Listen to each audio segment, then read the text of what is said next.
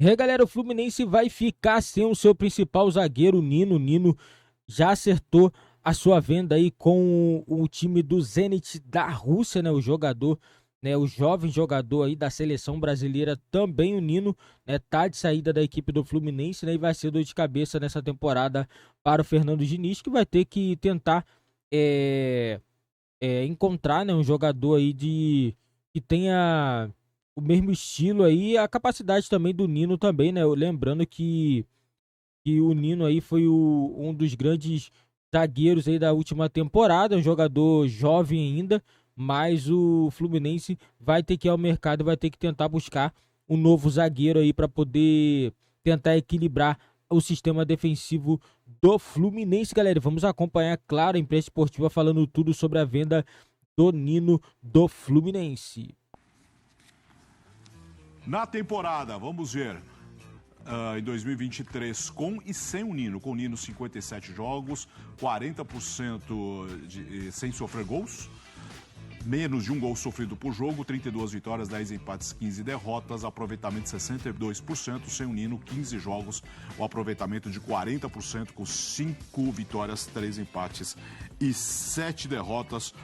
O Fluminense está perto de perder o capitão, o Nino, para o Zenit da Rússia. E vai ser uma grande perda, né? Porque a gente está falando de um cara que não só os números frios, mas dentro do jogo a gente sabe a dinâmica que ele dá.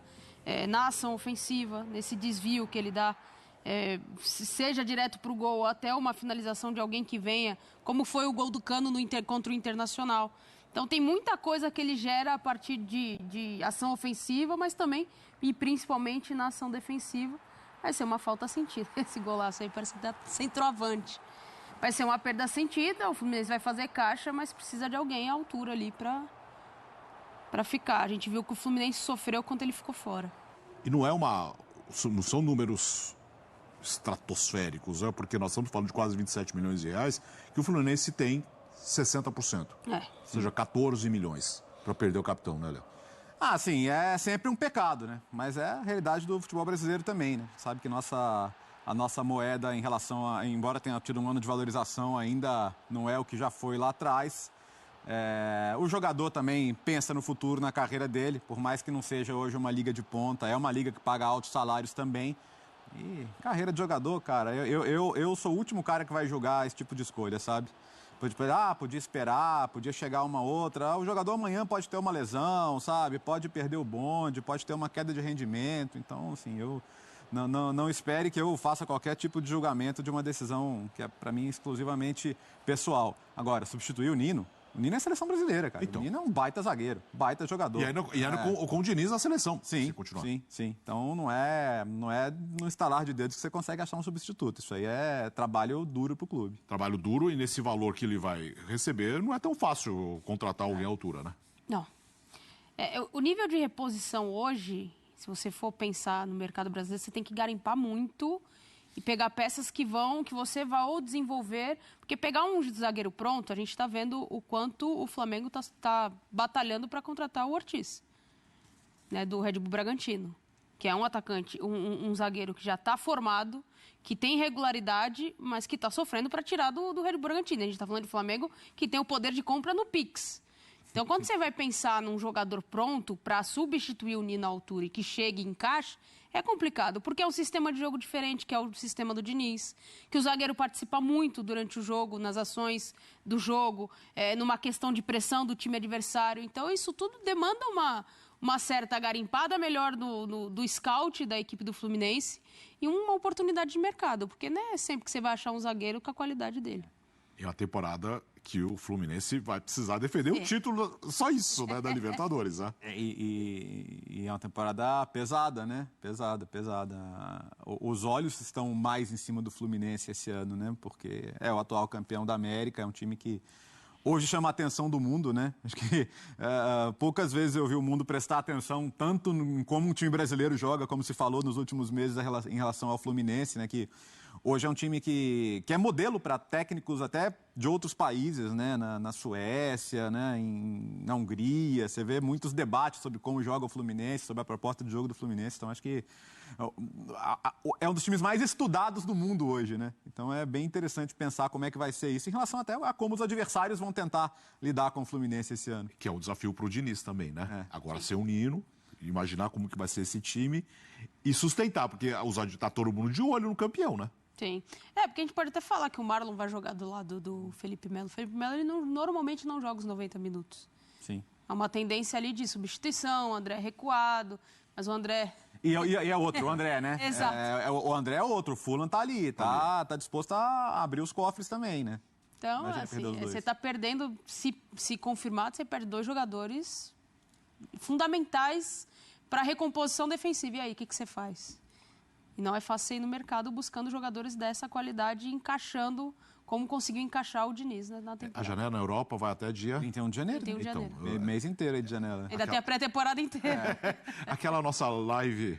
Aquela livezinha. Mas livezinha de fechamento de mercado tem que ter. Vai ter que ter. Umas 2 horinhas. Acho que dá, né? Acho que dá. Não 4, 5 horas como a janela ali no meio de ano. Mas 2 horinhas teremos emoções, né? Vale. Agora não vai ser dentro... Não vejo dentro do time, assim, né? Uma reposição pro Nino. No time, não. Não, eu acho que é o caso de saindo o Nino, tem que ir ao mercado. Difícil, né? E é difícil no mercado também.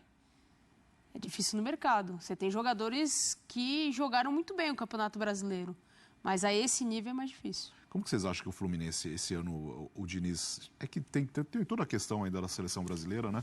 Mas como que ele vai conseguir conciliar, nesse primeiro momento, os dois, hein?